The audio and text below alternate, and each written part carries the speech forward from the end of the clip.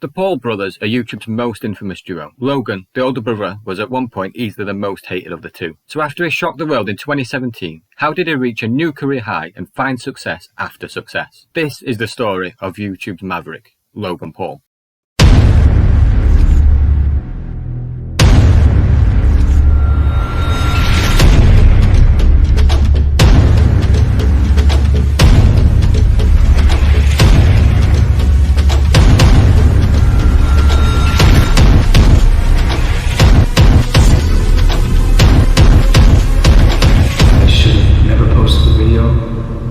Put the cameras down. There's no doubt about it, at one point in time, Logan Paul was the most hated YouTuber on the entire platform, surpassed only by his younger brother. When you heard the name Logan Paul, you thought of an obnoxious, insensitive creator who was making over-the-top content aimed at a young audience who he couldn't even relate to. Loud, crass, distasteful. He's just generally cringe and annoying. He's an a hypocrite and cares only about fame.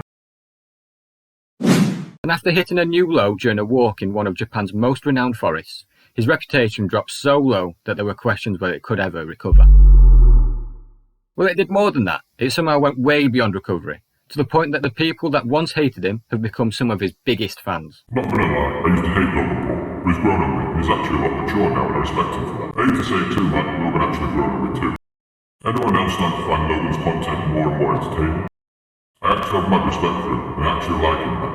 I'm pretty sure we'll respect Logan now and change that point of view. Logan Paul has somehow done the unthinkable, and taken an awful reputation which was tarnished by an incident which was widely considered to be the worst thing an influencer's ever done, and turned it into one of the biggest redemption stories ever on the platform. But the real question is, how did this ever happen? Well, let's rewind further.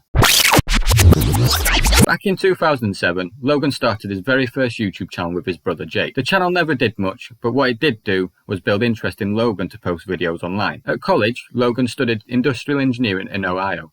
However, this would change with the release of social media app Vine in 2013. It was a platform that Logan would join and start to make content on. Sorry I'm late. Oh, wait a minute, wrong car. What? Don't do this to me, Dad. After starting his journey on Vine in late 2013, Logan would start to gain a reputation as an extroverted and confident creator who was willing to put himself out there to gain a following. Some of his videos were sketches done in private, but most of his content was considered as funny because it meant annoying other people in public. How much? How much? This boosted his popularity significantly, but also chipped away his reputation because people considered him as immature. Yeah, this is pretty overbearing and obnoxious. If he wasn't born and good looking, he would surely gotten into some trouble. Narcissism. 10 years from now, when his looks fade, he's going to be stuck with that ego and not know what to do with his life. As Logan started to gain popularity, he started appearing in interviews discussing this, which would start to reveal his ego. I'm the guy that kids go, oh my god, I cannot believe he did that. So I'm their way to be like, wow, he's got some balls. Like, yeah. Why he's doing this, and I'm just like, yeah, it's fun, you know. With Logan's ego mixed with his immaturity, meant that many older viewers saw him as a massive. However, the younger audience found him extremely entertaining for the same reasons. The result of this is that Logan created content that would appeal to a younger audience, since they liked the obnoxious over-the-top content, which would make Logan even more obnoxious. However, because of his popularity on Vine, Logan got a few minor roles on TV and film. He is credited in the film The Space Between Us as Buff College Kid, which is quite ironic because that's how I would generally describe his entire brand in general at this point. He was also in a movie called Where's the Money where he played Eddie, however I've never heard of it. However, his TV roles were more recognisable as he appeared in Law & Order and multiple episodes of Stitches, but none of these were main roles. In fact, I kinda lied.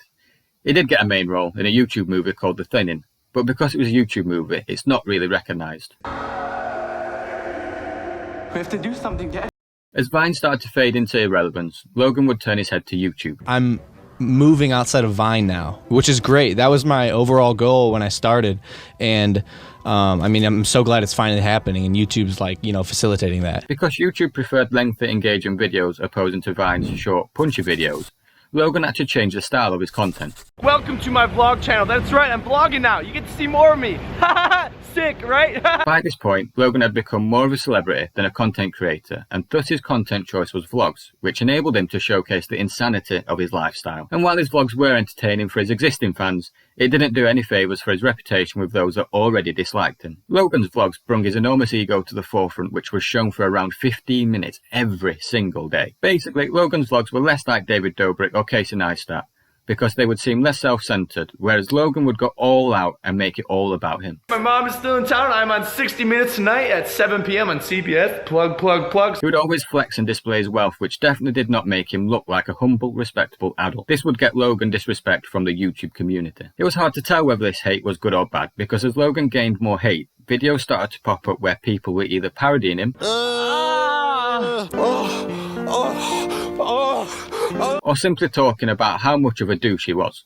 It's a YouTube movie that stars Logan Paul and douchebags like Logan Paul. All this did was give Logan Paul even more exposure, which created more fans for him, but also more haters. As a whole, this made Logan more known, which increased his subscriber count. But the problem with this is, the more famous you are, it gives people more reasons to hate you. It wasn't just Logan getting more famous, it was also his brother Jake, who was making waves on YouTube. The problem with this? Jake was arguably more hated than Logan. 10 reasons why Logan Paul is hated. Ego, ego, ego, ego. Related to Jake Paul. Ego, ego, ego, ego. As Logan became more and more famous, hitting 5 million, 10 million, then 15 million subscribers, he was becoming more and more aware he was hated and considered a villain by a large part of the YouTube community. But rather than changing, he doubled down on becoming one of YouTube's most hated creators. Obsessed with the idea of being a villain. When the whole world hates you, I made the conscious decision, I'm gonna be the guy they think I am. His ego, self-centeredness and insensitivity only increased. He went across the US border continuing to be insensitive, and in Japan there was a particularly insensitive vlog which received backlash from other YouTubers. It's loud, disrespectful and obnoxious. However, by this point Logan couldn't care less about backlash, as he was constantly trying to push boundaries to their absolute limit. I'm also still the guy who takes things to extremes. That's who I am. That's the brand of Logan Paul. But by doing this, it led Logan to do the unthinkable, dropping his reputation to a point people thought it couldn't ever recover. For some reason, Logan Paul thought it was a good idea on December 31st, 2017, to upload a video titled, "We found a dead body in a Japanese suicide forest." I fell in love with the idea of, for New Year's, slowing it down, like going somewhere that's really isolated, and instead of going out or partying, kind of like sort of finding myself. And so we're in Tokyo, Japan, right? I figured this was the perfect time to do it, because if you look to my right, Logang, I give you the Aoki Gahara Forest. Vice did do a similar video in 2012, but it was slightly more professional, especially as the reporter wasn't running around in a $7,500 Gucci jacket whilst wearing a Toy Story alien hat and trying to hold back laughter throughout. God damn it. However, this video blew up. It got #1 on trending and several million views in 24 hours. I'm pretty sure you can all remember that the backlash was absolutely insane. This is probably one of the worst things I've ever seen uploaded to YouTube before. Just one story that is so insane and so bad. Logan Paul knew what he was going to see. He also knew what he was going to capture on film and upload to his YouTube channel. A YouTuber that has respect for people like this would turn off the camera, go home. So it seems the main antagonist this season will be this douche noodle wearing the alien hat. His name's Logan Paul. He has thinning blonde hair. He certainly has had a very swift and large response to what he did. Logan Paul has had an outsized impact on the YouTube community. What was quite insulting about this vlog, at least personally to me, other than the obvious, was that Logan tried to spin this video into some sort of weak suicide awareness message.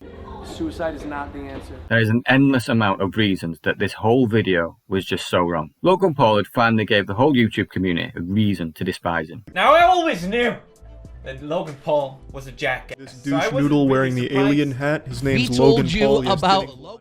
Even the traditional media got involved too, with publications that don't normally cover YouTube even chirping in. Celebrities were even getting involved, including Aaron Paul from Breaking Bad, Dylan O'Brien from the Maze Runner series, and Sophie Turner from the Game of Thrones, all throwing insults at Logan. YouTube did take some action against him, with them removing Logan from the Google Preferred program and also shelving his upcoming movie. Can you remember that movie, The Thinning, that I pointed out earlier?